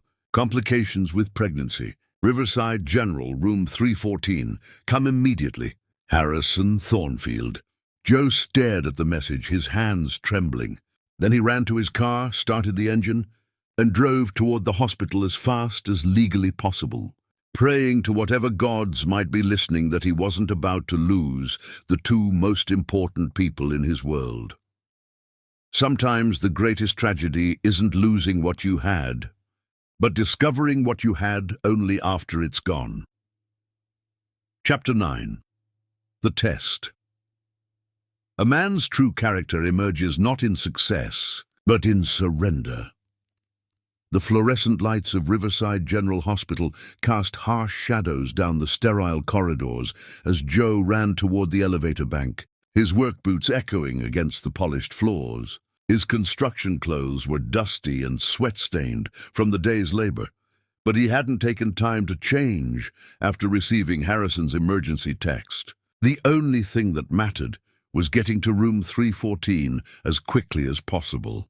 The elevator seemed to move with agonizing slowness as it climbed to the third floor. Joe's mind raced with possibilities, each one more terrifying than the last. Pregnancy complications could mean so many things, and the fact that Harrison had contacted him directly suggested that the situation was serious enough to set aside their complicated relationship. When the elevator doors finally opened, Joe nearly collided with a nurse carrying a tray of medications. "Excuse me," he said breathlessly. "I'm looking for room 314, Nikki Cornwell, or maybe Thornfield. There was an emergency." The nurse, a middle-aged woman with kind eyes, pointed down the hallway. "Third room on the right. But, sir, visiting hours are almost over, and—" "I'm her husband," Joe interrupted, then caught himself. I am. It's complicated." The nurse's expression softened with understanding. "She's been asking for someone named Joe. That's you, I take it?" Joe's heart leaped. "She asked for me?" "Ah." "For the past 2 hours. Room 314. But please check with the desk before going in. Dr. Morrison needs to speak with family members." Joe found the nurse's station and approached the woman behind the counter with barely controlled panic. "I'm Joe Cornwell. I received a message about my wife, Nikki, room 314. Mr. Cornwell, thank goodness you're here. Dr. Morrison has been waiting to speak with you. Let me page her immediately." Within minutes, a tall woman in a white coat approached the desk. Dr. Morrison looked to be in her 40s. With the calm competence of someone who had delivered both good news and bad news countless times. "Mr. Cornwell, I'm Dr. Morrison, your wife's obstetrician. We need to discuss her condition." Joe felt his knees go weak. "Is she okay? Is the baby okay?" Let's sit down," Dr. Morrison suggested, guiding him to a small consultation area. "Your wife is stable, but she's experiencing what we call pre-eclampsia. It's a serious condition that can affect both mother and baby if not managed carefully." "Preeclampsia," Joe repeated, the medical term feeling foreign on his tongue. "What does that mean exactly?" "It means her blood pressure has become dangerously elevated, and there are proteins in her urine that suggest her kidneys are being affected. If the condition worsens, it could lead to seizures, liver damage, or other complications that would threaten both her life and the baby's." Joe felt the world tilt around him. "What can you do? How do you treat it?" "Meshi, we're monitoring her closely, managing her blood pressure with medication and making sure the baby's development is progressing normally. But Mr. Cornwell, I need to be honest with you. If her condition deteriorates, we may need to deliver the baby early to save both their lives." "How early?" Joe's voice was barely a whisper. "She's at 32 weeks now. Babies born at that stage have a very good chance of survival with proper medical care. But it would mean an extended stay in the neonatal intensive care unit." Joe buried his face in his hands, overwhelmed by the magnitude of what he was hearing. "Can I see her?" "Of course. But Mr. Cornwell, I should warn you, she's been under significant stress, and stress can worsen preeclampsia. Try to keep the visit calm and positive." Room 314 was dimly lit, with monitors beeping softly beside a hospital bed where Nikki lay surrounded by medical equipment. She looked smaller than Joe remembered, more fragile, with an IV line running into her left arm and a blood pressure cuff that inflated automatically every few minutes. Harrison Thornfield sat in a chair beside the bed, holding his daughter's hand. When Joe entered, Harrison looked up with an expression that was equal parts relief and wariness.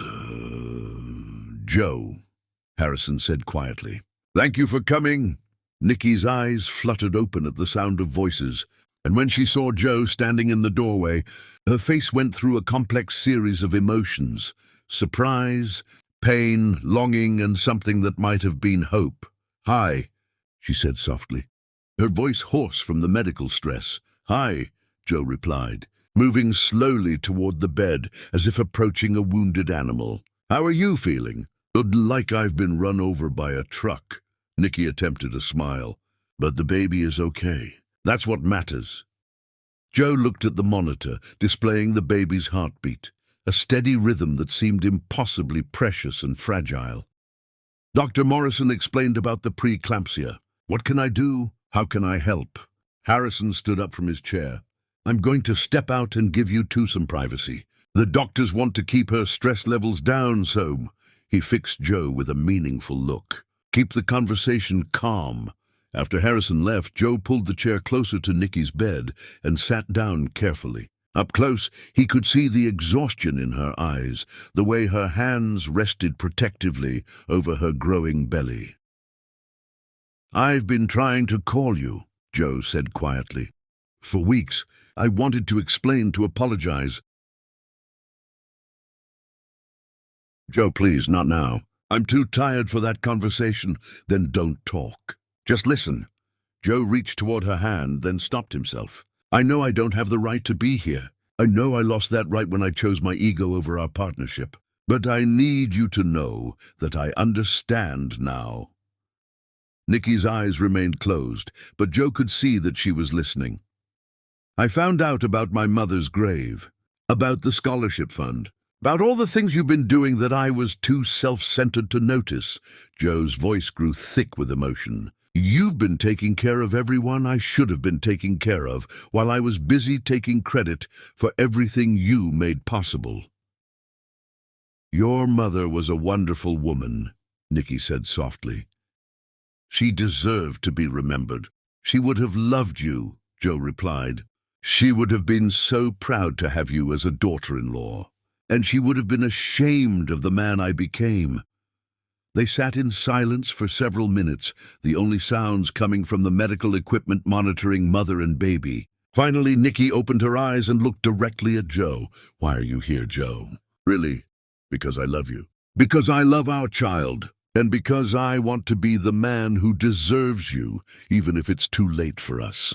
"It might be too late," Nikki said honestly. "I don't know if I can trust you again. I don't know if I can risk our child growing up with a father who might disappoint them the way you disappointed me." Joe felt each word like a physical blow, but he forced himself to hear them without defending himself. "You're right to feel that way. I haven't earned your trust, and I haven't proven that I can be the partner you need. Then why should I give you another chance?" Joe considered the question carefully. "You shouldn't. Not based on promises or apologies or anything I might say right now. But maybe, if you're willing, you could let me prove it through actions. Not grand gestures or dramatic changes, but small, consistent choices that show I understand what real partnership means." Nikki studied his face for a long moment. "What would that look like?" "I don't know yet, but I'm learning. I have a job now, a real job where I work for someone else, and take orders, and remember what it means to earn something through effort. I volunteer at the Children's Hospital, and I'm beginning to understand what you meant about the importance of helping others. I visit my mother's grave every week, and I think about the kind of man she raised me to be versus the kind of man I became." The blood pressure cuff inflated again, and both Joe and Nikki watched the numbers appear on the monitor. Joe noticed that her pressure was slightly elevated, and he made a mental note to keep his voice calm and avoid any topics that might cause her additional stress. "The baby," Joe said quietly. "When is it due?" 8 more weeks, if everything goes normally. But with the preeclampsia, Nikki's hand moved to her belly. "The doctors are hoping to keep the baby growing for as long as possible. Have you thought about names?" For the first time since Joe had entered the room, Nikki's expression softened slightly. "If it's a girl, I was thinking about Eleanor. After your mother." Joe felt tears spring to his eyes. She would have loved that. "And if it's a boy, maybe Samuel. It was my grandfather's name. Samuel Cornwell," Joe said quietly, testing the sound of it. "Or Samuel Thornfield." Nikki's expression grew guarded again. "I haven't decided about the last name." The words stung, but Joe forced himself to accept them without protest. "Whatever you decide, I want to be involved. I want to be the father this child deserves, even if that means proving myself over years instead of weeks." A nurse entered the room to check Nikki's vital signs, and Joe used the interruption to study his wife's face. She looked tired but strong, vulnerable but determined. She was carrying his child while managing a medical emergency, and she was doing it with the same grace and competence she had brought to everything else in her life.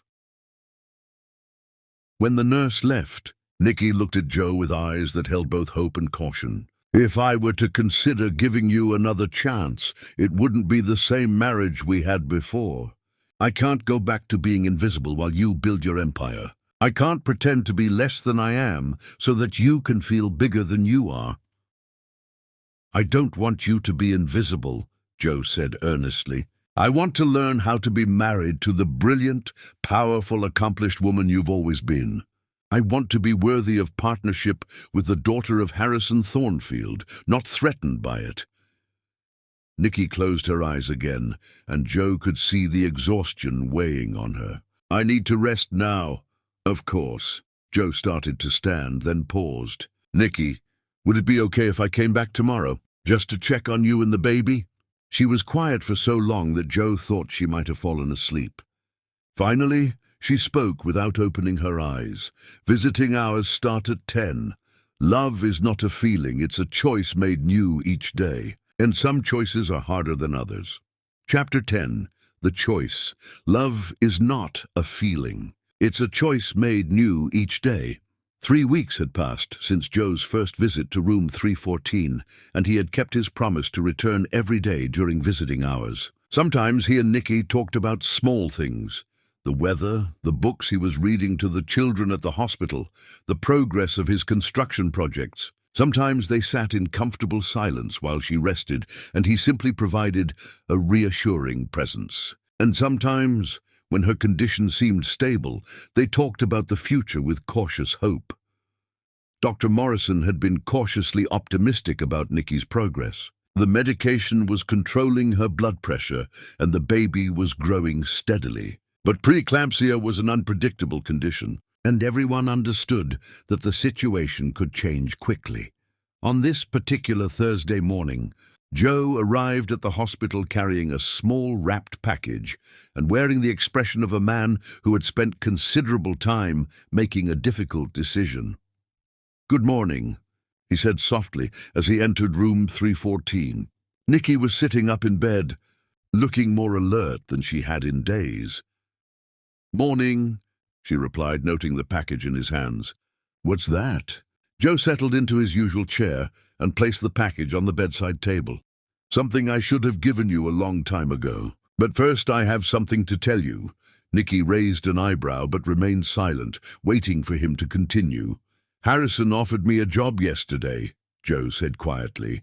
"Vice President of Construction Operations for Thornfield Industries. Full salary restoration, executive benefits, and a clear path to eventual partnership in the family business." Nikki's expression didn't change, but Joe could see her processing this information carefully. "What did you tell him?" "I told him thank you, but no. Why?" Joe leaned forward, his hands clasped together. "Because I need to earn my way back into your life, not be gifted a position because of who I married. Because I need to prove that I can build something real on my own before I can be trusted to help build something with you." Nikki was quiet for several moments. "That was probably the right decision. I hope so. Your father wasn't particularly pleased, but I think he understood." Joe picked up the package and held it carefully. "This, however, is something I should have done years ago." He handed her the package, and Nikki unwrapped it slowly to reveal a small velvet box. Inside was a simple gold band, not the elaborate diamond ring Joe had originally proposed with, but something more meaningful. "It was my grandmother's wedding ring," Joe explained. "My mother saved it for me to give to the woman I wanted to spend my life with. I should have offered it to you when we first got married. But I was so focused on buying you the biggest diamond I could afford that I forgot about what actually mattered." Nikki held the ring up to the light, examining the simple gold band that had been worn smooth by decades of love and commitment. "It's beautiful. It represents something real, something built through years of partnership and mutual respect, something I want to earn the right to offer you again." Before Nikki could respond, an alarm began beeping from one of her monitors. Within seconds, Dr. Morrison and two nurses rushed into the room, their professional calm barely masking their urgency. "Nikki, I need you to stay calm," Dr. Morrison said, checking the monitor readouts. "Your blood pressure is spiking, and we're seeing some concerning changes in the baby's heart rate." Joe stood up quickly, moving out of the way as the medical team surrounded Nikki's bed. "What's happening?" "We need to deliver the baby now," Dr. Morrison announced, already signaling for additional equipment.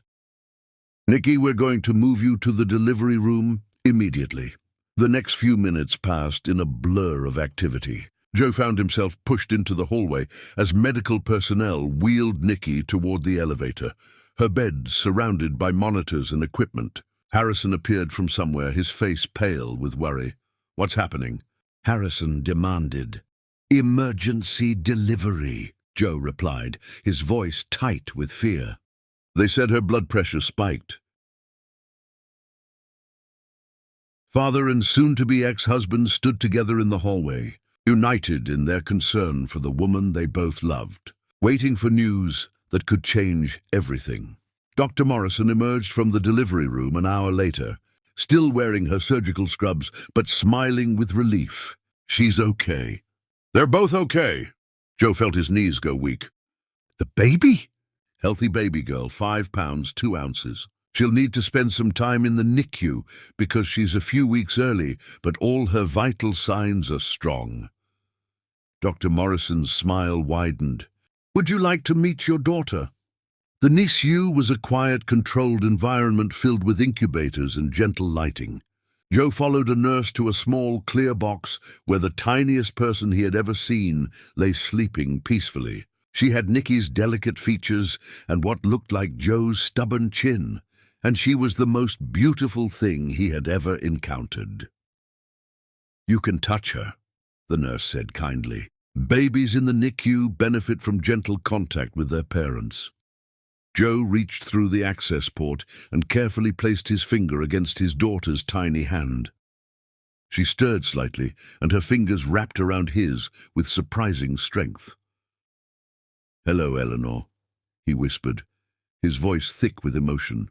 "I'm your daddy, and I promise I'm going to spend the rest of my life trying to be worthy of you." When he was finally able to see Nikki, she was awake but exhausted, propped up in a recovery room bed.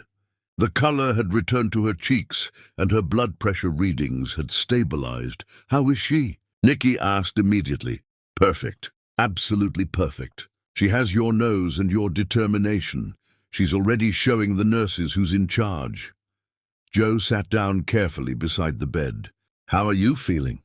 "Tired but better. Dr. Morrison says the preeclampsia should resolve now that she's been delivered." Nikki's eyes filled with tears. "I was so scared, Joe.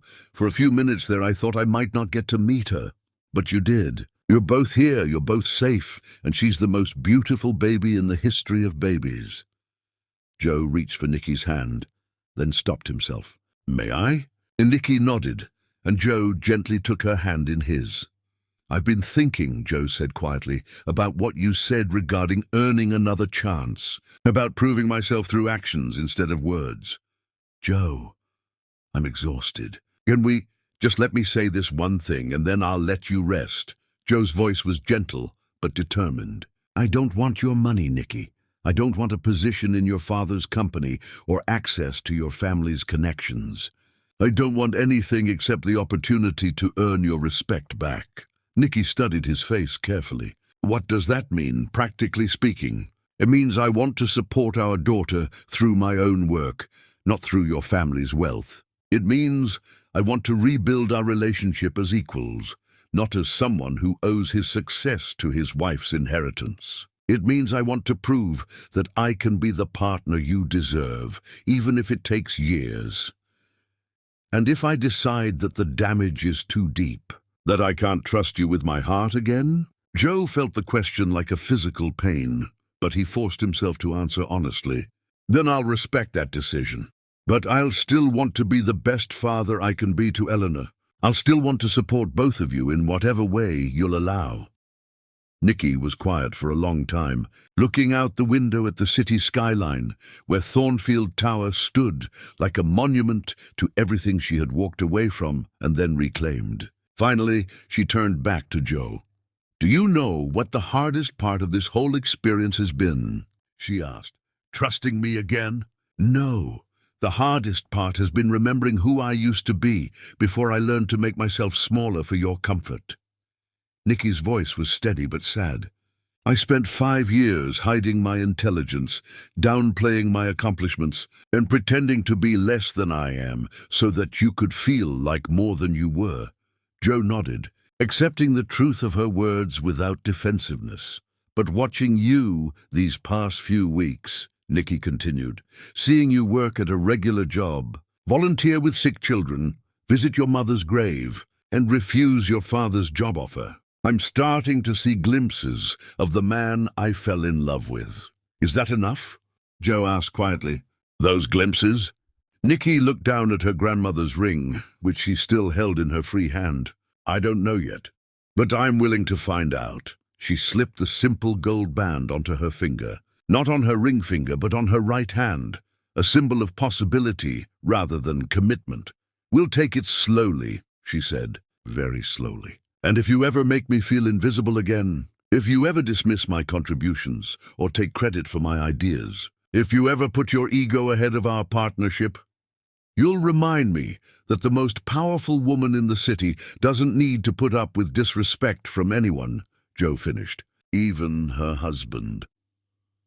Especially her husband, Nikki corrected with the faintest hint of a smile. A nurse appeared in the doorway. Mrs. Cornwell, your daughter is awake and asking for you. Well, not asking exactly, but she's making it very clear that she wants her mama. Nikki laughed, the first genuine laugh Joe had heard from her in months. I suppose we should go meet our daughter properly. As they made their way to the NICU together, Joe, walking beside Nikki's wheelchair, he understood that this was not the end of their story, but the beginning of a new chapter, one written by two people who had learned the difference between love and possession, between partnership and ownership, between building something together and taking credit for someone else's foundation. Eleanor Sarah Cornwell slept peacefully in her incubator, unaware that her parents were starting over, unaware that her existence had given them a reason to become better versions of themselves, unaware that she was already the most powerful force in both their worlds. The most powerful woman in the city had one choice left: to forgive the man who forgot her worth, or teach the world that some empires are built by queens alone. In the end, she chose something more dangerous than either. She chose to build an empire together, as equals, with a man who had finally learned to see her crown.